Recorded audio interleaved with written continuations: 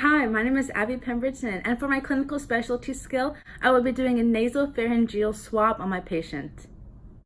First, we need to collect all of our materials, including clean, sterile gloves, a culture tube with an identification label, and facial tissues. My next step is going to be to introduce myself to the patient. When introducing yourself, it's important to use your name, your position, and also to describe the procedure that's going to take place, like this. Hi, my name is Abby Pemberton, and I'm your infectious disease specialist today.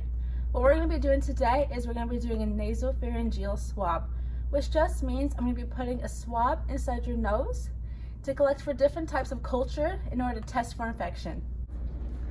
Next, wash your hands. Washing your hands is important in any procedure that you do, but especially those revolving around infectious disease, because not only are you dealing with their infections, but also they may be able to catch the germs that you have on your hands. Next, I'm going to ask the patient to sit straight up in the chair in order to provide easy access to the nasal structures. If the patient is in bed and is unable to move, then pillows should be placed under in order to allow easy access to the nostril. Next, I'm going to put on my personal protective equipment. In this procedure, I only have to use gloves, but in other procedures, some may need to wear a surgical gown and a face mask. Now, I will encourage the patient to blow their nose because excess mucus can interfere with the collection process. Now, I will peel open the pouch containing the swab.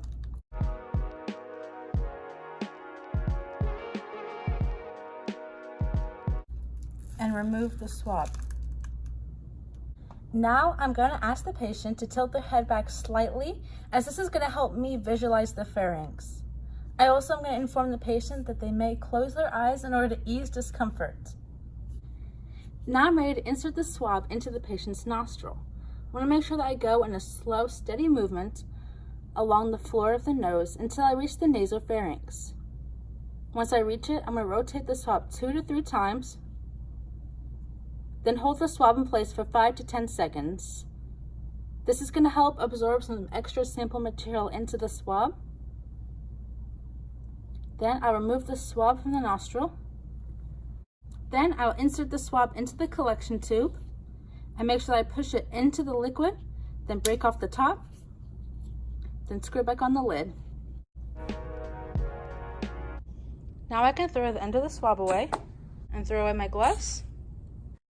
Then I'm ready to wash my hands again. Then I will write the identification information on the label on the tube. Now the tube is ready to be sent off to the lab.